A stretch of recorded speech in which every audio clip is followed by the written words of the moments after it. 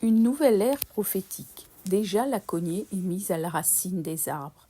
Il y a quelque temps, j'ai rebaptisé ma chaîne YouTube Vision ou Révision, avec la certitude qu'il y avait un nouveau tournant à ce que j'allais devoir partager dans la suite des temps. Ma mission avait été depuis 6 ans de mettre en lumière une problématique taboue dans nos églises concernant les loups dans la bergerie, que ce monde appelle aussi pervers narcissiques ou assimilés. Ce phénomène déplorable, utilisé par le malin comme une arme d'intrusion et de destruction massive, via entre autres des mariages asservissants, dans le but de bloquer ou détruire beaucoup de destinées parmi nous. Mais avec le recul, tout cela n'est qu'un aspect de l'iceberg.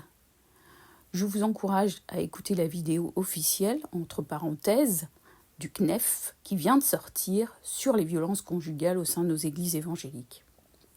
Je ferme la parenthèse et je vais vous mettre le lien dans la description de la vidéo. Je peux dire qu'il y a 6 ans, je me suis retrouvée, malgré moi, à mettre les pieds dans le plat au sujet de ce problème bien plus répandu que vous n'imaginez. Il est écrit dans Ésaïe 45 que la terre s'ouvre, que le salut y fructifie et qu'il en sorte à la fois la délivrance. C'est pourquoi c'est toujours important d'ouvrir une brèche sur des sujets jusque-là enfermés et enterrés, car je vous assure que Dieu n'aime pas ça du tout. Tôt ou tard, selon nous, parce qu'avec Dieu c'est jamais trop tard, notre Seigneur amènera toujours quelqu'un ou quelques-uns à déterrer les cadavres pour amener la délivrance dans différents domaines. Pour ma part, je considère que ma tâche à ce titre est accomplie. Aujourd'hui, je dois aller plus loin et vous dire que ce symptôme ainsi révélé au grand jour par plusieurs aujourd'hui est véritablement le produit d'un cumul de mauvais fruits manifestes dans nos églises. Que cette problématique est seulement l'une des conséquences d'une réalité grave en toile de fond.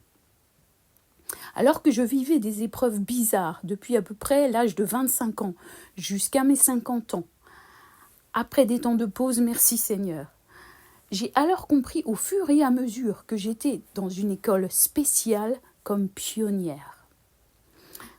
Cette école de Dieu toute particulière m'a servi à révéler ces réalités spirituelles qui se produisent depuis un bon moment au sein du peuple de Dieu. Je vivais de plein fouet ces épreuves dans ma vie privée et en même temps, j'étais spectatrice comme si je regardais une scène de théâtre ou un film. Et malheureusement, cette histoire n'était pas jolie du tout. Au fur et à mesure que je voyais le scénario se dérouler devant moi, j'étais comme projetée en arrière dans le but d'avoir une vision de plus en plus précise de l'ensemble du tableau. Et tout ce qui défilait devant moi me faisait vraiment peur.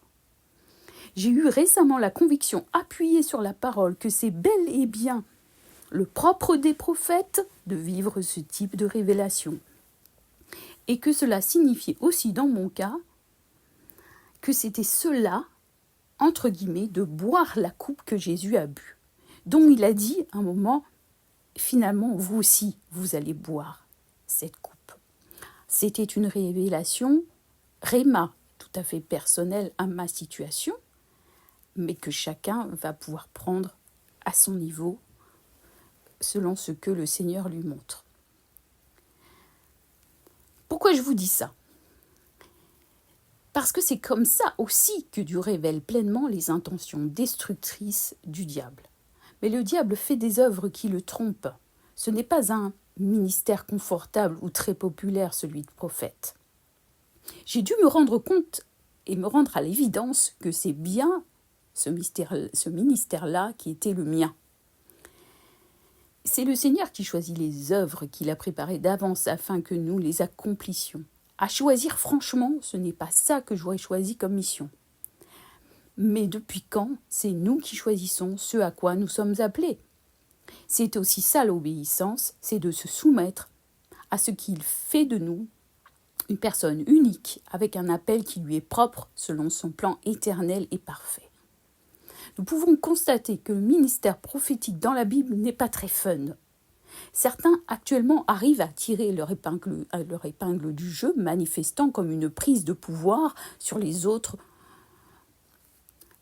Mais pourtant cet appel est tout autre. il existe, il est vrai, plusieurs types de prophètes.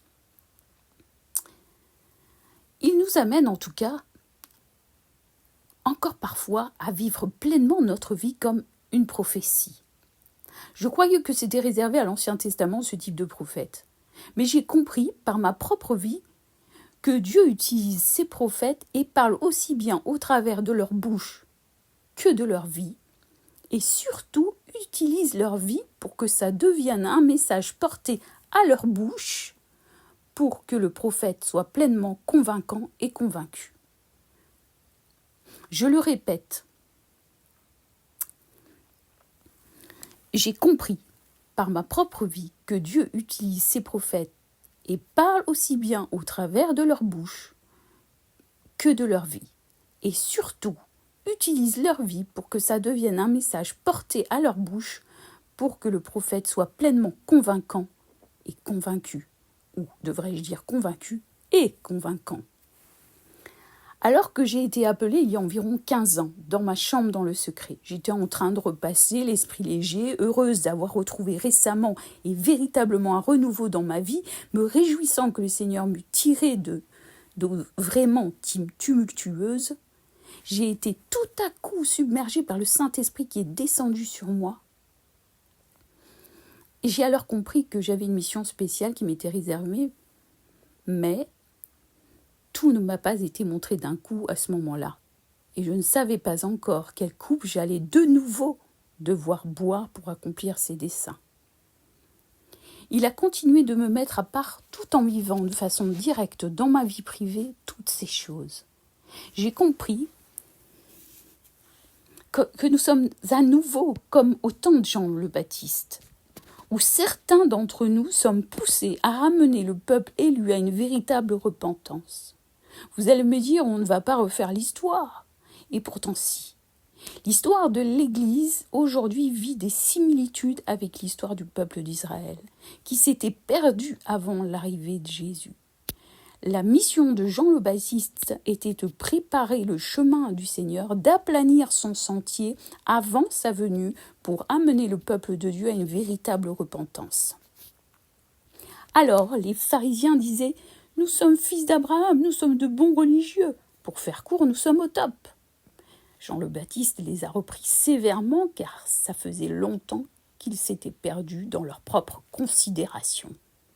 Jean le Baptiste pouvait dire « Déjà la cognée est mise à la racine des arbres. » Entre autres, ça veut dire là, il est temps de changer parce que la cueillette est pour bientôt et vous avez des comptes à rendre et ce que vous produisez comme fruits, ça ne va pas du tout. Donc si vous partez maintenant, vous ne serez pas parmi les peuples élus.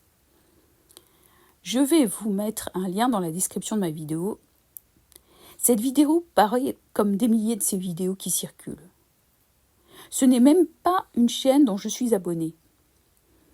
Et alors que depuis un moment, je n'écoute plus beaucoup de toutes ces vidéos, en plus avec un titre à rallonge, une nuit, j'ai écouté celle-ci que j'avais mise de côté, je ne sais même pas pourquoi. Depuis des semaines, je cherchais à mettre des mots sur un malaise qui continuait de grandir en moi. Et j'ai compris que le partage de ce monsieur correspondait parfaitement au problème actuel que je ressentais tout au fond de moi. Je vous invite donc à l'écouter parce que je n'ai pas à refaire un travail qui a déjà été fait. Cet homme explique très bien les choses et ça va compléter, révéler l'essentiel de ce que j'ai reçu du Saint-Esprit depuis un moment. Je le répète, déjà la cognée est mise à la racine des arbres. Le temps est proche. Bientôt la moisson sera récoltée. Et quand Jésus reviendra, trouvera-t-il encore la foi sur la terre? La foi, c'est la pratique des bonnes œuvres qui suivent la repentance. La foi, c'est craindre Dieu de cette bonne crainte qui manifeste des œuvres concrètes provenant d'un cœur aux motivations pures. C'est tout simplement de plaire à Dieu pour le glorifier dans l'obéissance. Il est écrit de Jésus qu'il a pris l'obéissance par les choses qu'il a souffertes. Amen, je vous dis à bientôt sur ma chaîne Vision ou Révision.